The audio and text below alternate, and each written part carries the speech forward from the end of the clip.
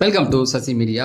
இந்த வீடியோவில் ஒரு முக்கியமான ஒரு டாபிக் பேச போகிறோம். இந்த வாரம் யார் வெளியேற போறா அப்படிங்கிற ஒரு செய்தி ஒன்று வந்திருக்கு. சோஷியல் மீடியாவில் இப்போ நிறைய பேசப்பட்டுக்கிட்டு இருக்கு. அது இல்லாமல் கானா வினோத்தை வந்து காலி பண்ணுறதுக்கு ஒரு குரூப் ஒன்று இறங்கியிருக்கு. இது எல்லாத்தையுமே இந்த வீடியோவில் டிஸ்கஸ் பண்ணலாம்.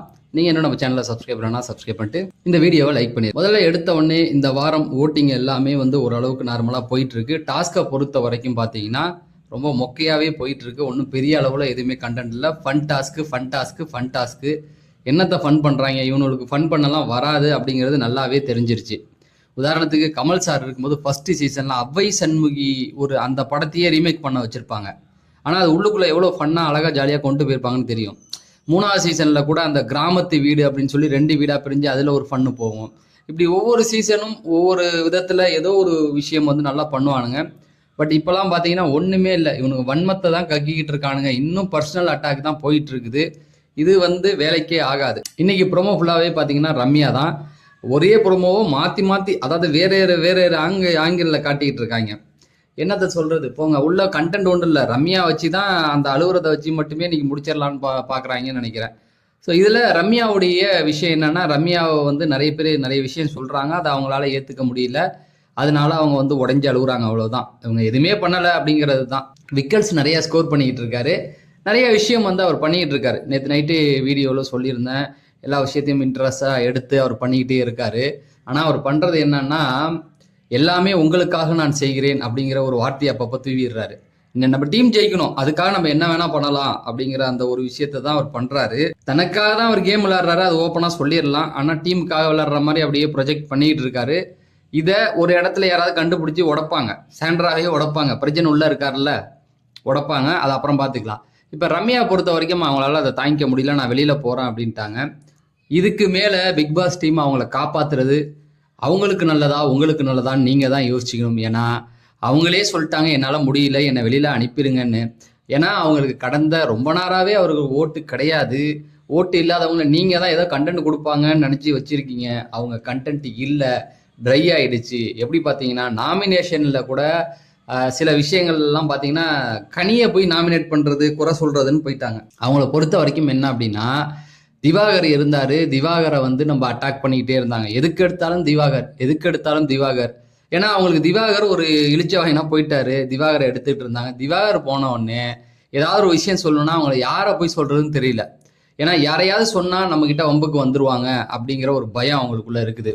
இந்த பக்கம் பார்த்தீங்கன்னா கனியை சொன்னால் எதுவும் பண்ண மாட்டாங்கன்னு கனியையே நாமினேட் பண்ணுறாங்க. இல்லை தன்னை யாராவது நாமினேட் பண்ணுறாங்களா அவங்கள போய் அப்படியே பேர் சொல்லிட்டு வந்து உக்காந்துடுறாங்க. இவங்க கிட்ட கண்டென்ட் ட்ரை ஆயிடுச்சு. இன்னொன்று, இவங்களும் சண்டை போடுவாங்க, கத்தி பேசுகிறாங்க.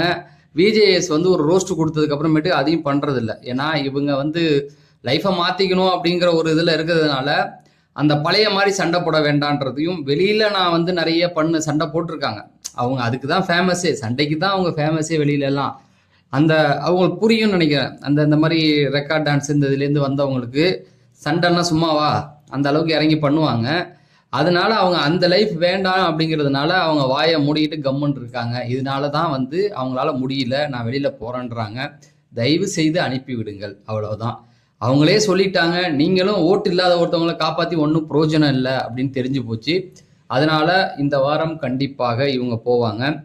13 பேர் வந்திருக்காங்க. 8வது வாரம் வர மண்டே வந்தா 50வது நாள் வந்துருச்சு அப்படின்னா, இன்னும் டபுள் எவிக்ஷன் வரலன்னா இந்த வாரம் டபுள் எவிக்ஷன் இருக்கிறதுக்கு நிறைய வாய்ப்புகள் இருக்கு. ஏன்னா 13 பேர் இருக்காங்க. அதனால கண்டிப்பா டபுள் எவிக்ஷன் இப்போ வரதுக்கு வாய்ப்பு இருக்கு. அந்த டபுள் எவிக்ஷன்ல யார் யார் இருக்க போறா அப்படின்னு பார்த்தீங்கன்னா, ரம்யா ஒன்று கன்ஃபார்ம் ஆயிடுச்சு. பாக்கி 3 பேர்ல பார்த்தீங்கன்னா, அதுக்கு அடுத்த இடத்துல இருக்குன்னு பார்த்தீங்கன்னா சுபிக்ஷா இல்லை அமித் 2 பேர் இருக்காங்க. இப்போ அமித்தை வந்து அவ்வளோ சீக்கிரம் எடுக்க மாட்டாங்க. ஏன்னா அவங்க ஒய்ஃபு அவரெல்லாம் விஜய் டிவிலேயே இருக்கிறதுனால இன்னும் ஒரு வாரம் 2 வாரம் வச்சிருப்பாங்க. அதனால ரொம்ப கூட்டு போக மாட்டாங்க. சொல்ல முடியாது, இந்த 2 வாரத்தில் அவர் கேம் தொடரலாம். அதனால அமித் மேலே இப்போக்கி கை வைக்க மாட்டாங்க. கொஞ்சம் டைம் கொடுப்பாங்க. ஒரு வாரம் இல்லை 2 வாரம் கொடுத்து பார்ப்பாங்க. அப்போ அடுத்த இடத்துல இருக்கிறது யார் அப்படின்னு பார்த்தீங்கன்னா, சுபிக்ஷா இருக்காங்க, வியானா இருக்காங்க. ஏன்னா இவங்களுடைய ஓட்டுகள் ரொம்ப கம்மியாக இருக்குது. இவங்களால வந்து கண்டென்ட் கிடைக்க இல்லை அப்படிங்கிறது தெரிஞ்சு போச்சு. இதில் சுபிக்ஷாவா வியானாவா அப்படின்னு பார்க்கும் பொழுது, சுபிக்ஷாவை கம்பேர் பண்ணும்போது வியானா கிட்ட தான் இப்போ கேம் ஒன்றுமே இல்லை. அப்போ வியானா மேலே கை வைக்கிறதுக்கு ஒரு வாய்ப்புகள் இருக்குது. இல்லைன்னா 3வது பிரஜன். பிரஜன் இருக்கிறதுனால 2 பேருடைய கேம் பாதிக்கப்பட்டுக்கிட்டு இருக்கு. அவருடைய கேமும் பாதிக்கப்படுது, சாண்ட்ராவுடைய கேமும் பாதிக்கப்படுது. சாண்ட்ராவை இந்த வாட்டி எல்லாருமே வந்து என்ன நினைச்சிட்டு இருக்காங்கன்னா, நான் ரொம்ப ஸ்ட்ராங்கு, என்கிட்ட யாரும் எதுவும் பண்ண முடியாதுன்னு சாண்ட்ரா வந்து நினைச்சிக்கிட்டு இருக்காங்க. உண்மையில என்னன்னா, பிரஜன் இருக்கிறதுனால அவர் சண்டைக்கு வருவாருன்னு பயந்துக்கிட்டு சாண்ட்ரா கிட்ட யாருமே போறதில்லை. அதுதான் உண்மை. இல்லைன்னா சாண்ட்ராவெல்லாம் இந்நேரத்துக்கு அடிச்சு உட்கார வச்சிருவாங்க.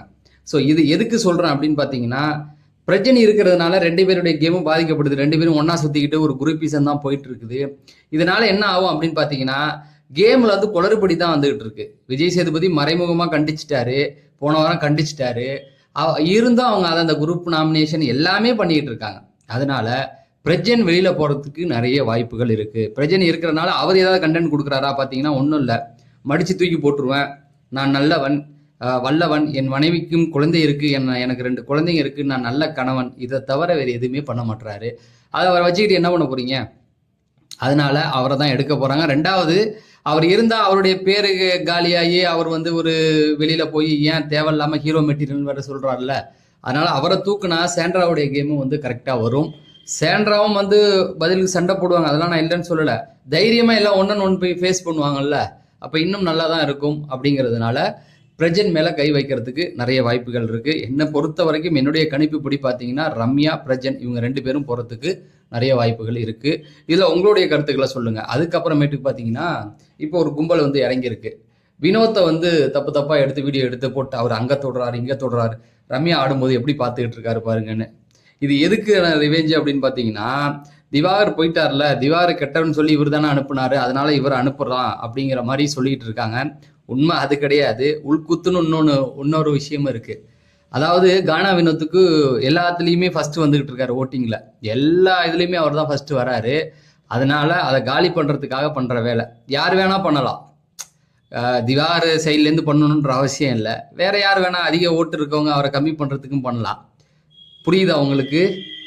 இதெல்லாம் ஒரு வகையான ராஜதந்திரங்கள் தான். அந்த மாதிரியான வேலைகளை வந்து பார்த்து விட்டு அவரை நெகட்டிவா அமுக்கி விட்டா அடுத்து அவங்களுக்கு பிடிச்சவங்க மேல வருவாங்கல்ல ஓட்டிங்ல. புரியுதா அவங்களுக்கு? இப்ப முதல் 2 இடத்துல இவர் முதல்ல இருக்காரு, இவரை பேரை டேமேஜ் பண்ணிக்கிட்டே இருந்தா 2வது இடத்துல இருக்கவங்க முதல்ல வருவாங்கல்ல. அப்ப அது யாருன்னு உங்களுக்கே தெரியும். அந்த மாதிரியான வேலைகளை பார்த்துக்கிட்டு இருக்காங்க. திவாகருக்கு ரிவெஞ்செல்லாம் ஒண்ணுமே கிடையாது. அவரே வந்து இவர் 2 பேருமே நல்லா பேசிட்டு போயாச்சு. அவர் கருத்தை சொல்லிட்டு போயிட்டார். அவர் போய் இப்ப அடுத்த வேலையை தான் பார்ப்பார். அவர் பிஆர் டீம் இருந்து அவர் ஏன் போறாரு இப்ப? அதனால திவாகருக்கு ரிவெஞ்சு யாருமே எடுக்கிறது இல்ல. இது உள்ள இருக்கிறவங்க, அந்த 2வது இடத்துல இருக்கிறவங்க ஃபர்ஸ்ட் இடத்துக்கு வரதுக்காக இதை பண்ணி விட்டு இருக்க வேலை. இந்த மாதிரி உள்ளடிகள் நிறைய நடக்கும். அதுக்காக என்ன சொல்றதுன்னா, அவர் ஏதாவது பொண்ணுங்க தப்பா பேசுறா, தப்பா நடந்துக்கிறாரு அப்படின்னு சொன்னீங்கன்னா, அந்த சம்மந்தப்பட்ட பெண்களை தான் ஏஞ்சி பேசணும். அது முழு உரிமை அவங்களுக்கு இருக்கு. அவங்க யாராவது சொன்னா கண்டிப்பா அதை நம்ம கண்டிக்க முடியும். புரியுதுங்களா? அவங்களே எதுவும் சொல்லாத பட்சத்தில் நீங்க ஏன் பொங்குறீங்கன்னு தெரியல. வீக்கெண்டு வரட்டும், விஜய் சேதுபதிட்ட அவங்க பேசட்டும், அப்புறம் பார்த்துக்கலாம். ஓகேவா? சும்மா சொம்பு தூக்கிட்டுலாம் நிற்கக்கூடாது அப்படிங்கிறது தான் என்னுடைய கருத்து. ஸோ தொடர்ந்து நம்ம அப்டேட் கொடுத்துக்கிட்டு இருப்போம். அதை தெரிஞ்சுக்க நம்ம சேனலை சப்ஸ்கிரைப் பண்ணுங்க அப்படின்னு சொல்லி நான் விடைபெறேன். நன்றி, வணக்கம்.